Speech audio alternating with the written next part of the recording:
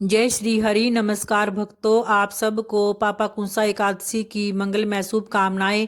भगवान श्री हरि व माता लक्ष्मी की कृपा आप और आपके समस्त परिवार पर बनी रहे। भक्तों, आज है 3 अक्टूबर 2025 और दिन है शुक्रवार का। तो आज आप सुनने वाले हैं आश्विन माह के शुक्ल पक्ष की पापा कुंसा एकादशी की व्रत कथा। आइए भक्तों, प्रारंभ करते हैं। जब एक बार युधिष्ठिर भगवान श्री कृष्ण से कहने लगे कि हे जगदीश्वर, मैंने आश्विन माह के शुक्ल पक्ष की इंदिरा एकादशी के बारे में तो जान लिया है, कृपा करके अब आप मुझे आश्विन माह के शुक्ल पक्ष की पापा कुंसा एकादशी के बारे में भी बतलाए कि इस एकादशी का व्रत कैसे किया जाता है और इस व्रत का करने का क्या विधान है, इस व्रत के करने से किस फल की प्राप्ति होती है। कृपा करके यह सब आप मुझे विस्तार बतलाइए। तो इस पर भगवान श्री कृष्ण कहने लगे कि हे कुंती नंदन, आश्विन माह के शुक्ल पक्ष की एकादशी का नाम पापा कुंसा एकादशी है। इसका व्रत करने से सभी मनुष्यों के पाप नष्ट हो जाते हैं तथा जो भी इस व्रत को करता है उसको अक्षय पुण्य फल की प्राप्ति होती है।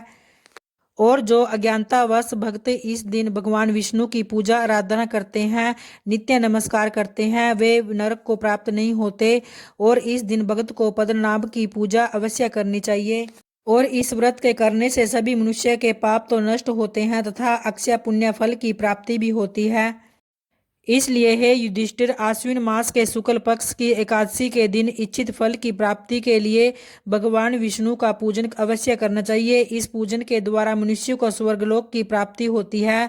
हे युधिष्ठिर, जो मनुष्य कठिन तपस्याओं के द्वारा फल की प्राप्ति करते हैं, वह फल इस एकादशी के दिन क्षीर सागर में शेष नाग पर शयन करने वाले श्री भगवान विष्णु को नमस्कार करने से मिल जाता है और मनुष्य को यमलोक के दुख भी भोगने नहीं पड़ते। अतः हे युधिष्ठिर, मनुष्य को पापों से बचने का दृढ़ संकल्प करना चाहिए, भगवान विष्णु का ध्यान स्मरण करना चाहिए। इस पापा कुंसा एकादशी के दिन प्रभु का स्मरण कीर्तन करने से मनुष्य के सभी क्लेशों और पापों का शमन हो जाता है। अतः हे युधिष्ठिर, अब मैं तुम्हें पापा कुंसा एकादशी की व्रत कथा सुनाता हूँ, तो ध्यान पूर्वक श्रवण करो। एक बार प्राचीन काल में विंध्य पर्वत पर क्रोधन नामक एक बहेलिया रहता था। वह बड़ा ही क्रूर और पापी था। उसका सारा जीवन हिंसा, लूटपाट, मद्यपान और गलत संगति पाप कर्मों में बीता।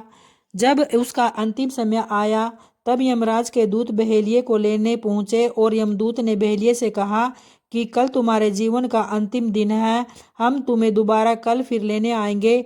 तो यह बात सुनकर बहेलिया बहुत भयभीत हो गया और महर्षि अंगिरा के आश्रम में जा पहुंचा और वहां महर्षि अंगिरा के चरणों पर गिरकर प्रार्थना करने लगा। हे ऋषिवर, मैंने जीवन भर पाप कर्म किए हैं, कृपा करके मुझे आप कोई ऐसा उपाय बतलाइए जिससे कि मेरे सभी पाप मिट जाए और मुझे मोक्ष की प्राप्ति मिल जाए। उसके निवेदन करने पर महर्षि अंगिरा ने उसे आश्विन मास के शुक्ल पक्ष की पापा कुंसा एकादशी की विधि पूर्वक व्रत करने को कहा। तो महर्षि अंगिरा के कहे अनुसार उस बहेलिये ने यह व्रत किया और किए गए सारे पापों से उसने छुटकारा पा लिया। और इस व्रत पूजन के बल से भगवान की कृपा से वह अंत में विष्णु लोक को गया। जब यमराज के दूत उसको लेने आए तो उन्होंने यह चमत्कार देखा, तो वह बेलिए को बिना ले ही यमलोक को वापस लौट गए।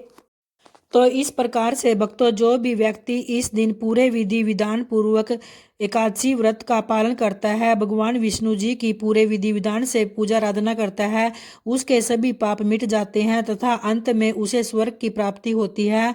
तो सभी भक्तों को इस दिन एकादशी व्रत का पालन पूरे विधि विधान पूर्वक करना चाहिए। तो प्रेम से बोलिए भक्तों, श्री हरि विष्णु भगवान की जय।